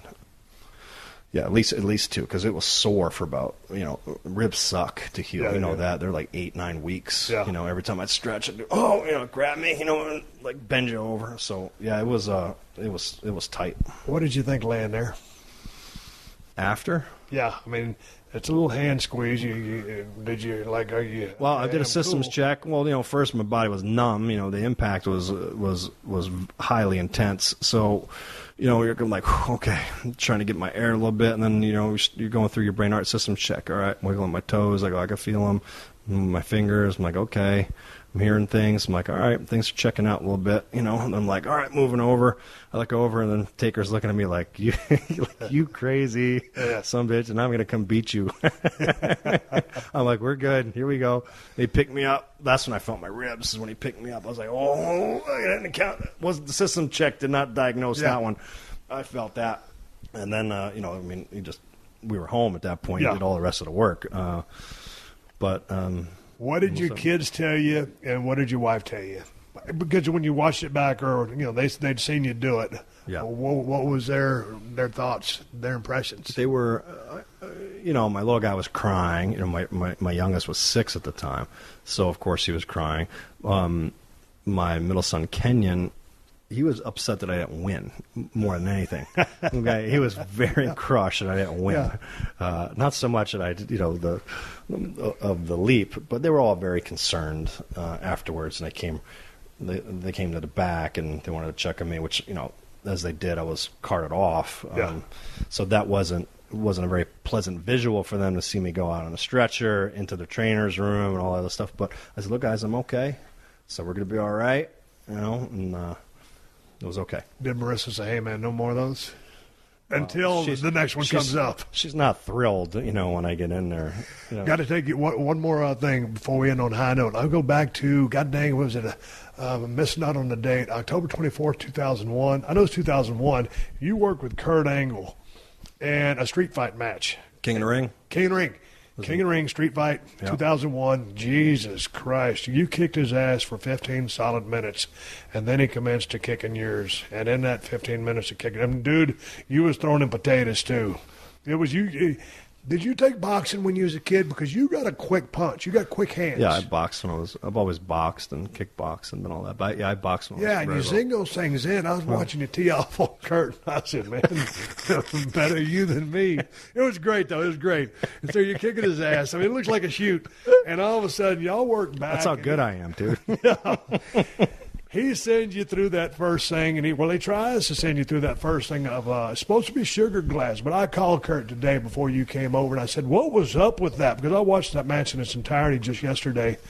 And he goes, they screwed up. It's supposed to be sugar glass, but there was actual regular windshield glass. Safety glass. Safety glass. Yeah. The exact opposite of what you want to go through. But you went through both of them because, that's what you guys had in mind. Yeah. Took some effort to get you at that first one. Bam, you hit that thing on your back. You crashed down on your dome. Straight in the back. I mean, what was up? What are you thinking? Because you know the task at hand. You know when to pull the gag off. Yep. So you want to get through both glasses, but you're getting the tar beat out of you.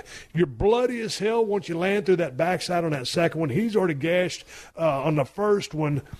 Did you get lit up?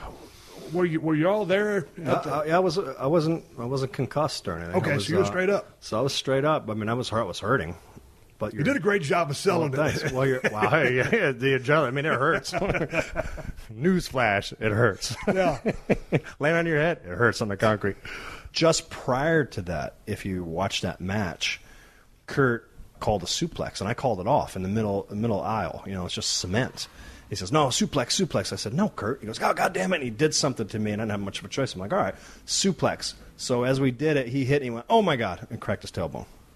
Because remember, that's right. That's right after that. We're like, what are we going to do? And that's when you started getting with Kurt. And we put the hat on him with the ukulele, and we made, it was great entertainment at that point. But that's because he couldn't physically get in the ring.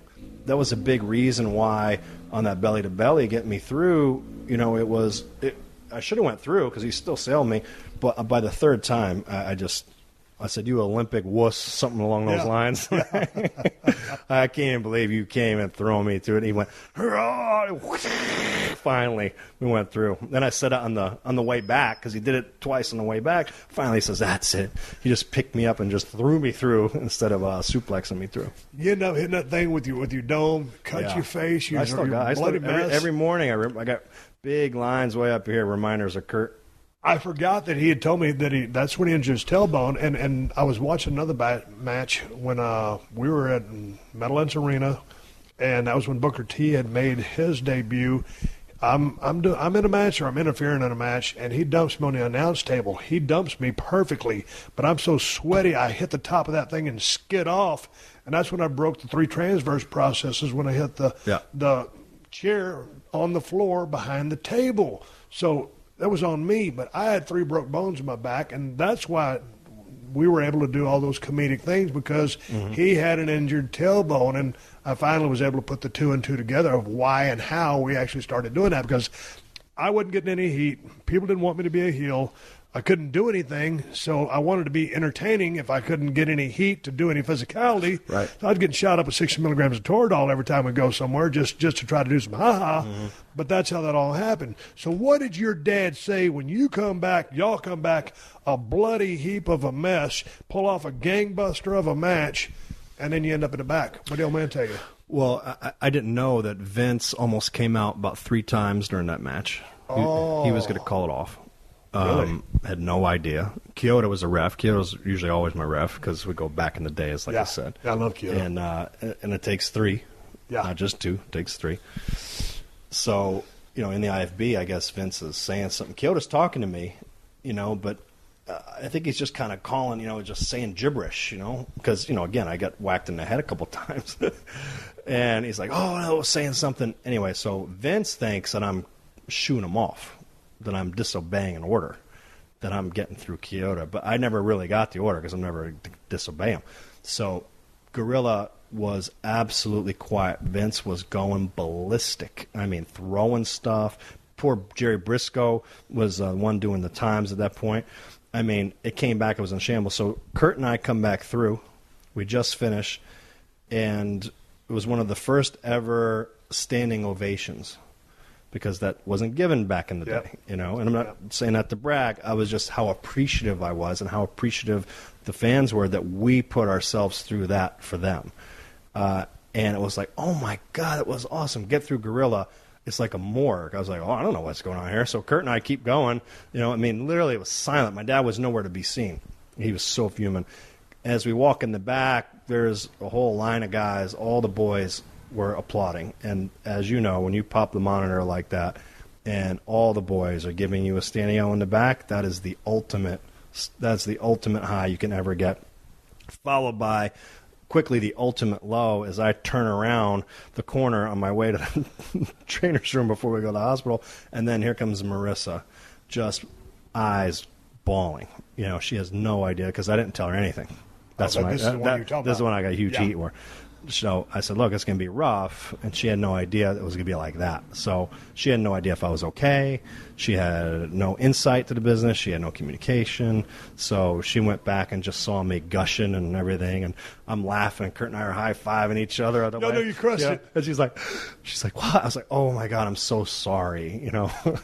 And then I had Kurt, obviously being from Pittsburgh, I had this local beer, Iron City Light, and we popped one. Kurt, you know, he's hardly doesn't drink. And he's like, oh, we're having one. We're definitely doing that. We're high-fiving each other as we're both getting shoved in the ambulance to go to the hospital.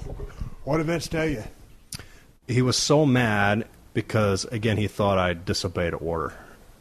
He says, if I ever say something, I said, look, I never disrespect you that way, and if you said it, I would have stopped, but I didn't get the message. And he was like, So he's fuming because you're towing the line there. I'm didn't being get the message straight up. Straight up, I'm being completely honest. So I'm not. I don't ever. Believe me. Okay. That intensity is there when I through childhood and everything else that went with it, but I never lied to him ever in my entire life. So he was fuming, and he said that was one of. He said something very nice to me, put the match over, and I'll stay private. And he said, "But don't you ever blank and do that ever again." He was so hot. We were supposed to ride back together, and he didn't ride with me. He got his own car. I was like, wow. I was like, woof, I had heat. I mean, because he was so nervous. He was so, you know, and so it was two things, being a father and seeing, you know, your son go through a train wreck, you know. Yeah. And waving him off, which really made him hot in front of everybody. Because he was giving the order in front of everybody. Right. You know. Right. So he thought I was disobeying.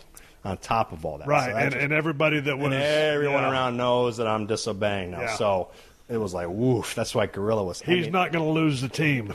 Oh, my God. This head coach doesn't lose the team. Woof. What do you got down the road? I mean, are you going to keep being the commish or what? Yeah, I'm very much enjoying that. And as long as I can continually make a difference and help guys now, especially greener guys, grow and help them and learn psychology and make the product better, I'm in. Makes me feel great. I love to be able to do that. Love to be able to teach, and love the camaraderie of it all. Love the business. Oh, yeah, I do too. On Twitter, you are at Shane McMahon. Correct. So anyway, it was good talking to you. I'm glad you came and saw the crib today. This will be the studio one of these days, and we're about to go eat a steak, and I will buy the first round. Looking forward to that whiskey. It's been a pleasure. It's been way too long, and it's been awesome being in the ring with you, sitting across from you, and continuing our journey together. Yeah, I want to come down to Orlando one of these days when you go down and talk to those youngins down there at the NXT Performance Center. I've been wanting to come down there and drop a little 411 on them, as you know, just like some of the other guys have gone down there. You should do that. It's something to do. Be happy to do it with you. I know some people. We can get down there. I'll catch you down the road. This has been a Podcast One production. Download new episodes of The Steve Austin Show every Tuesday at PodcastOne.com. That's PodcastOne.com.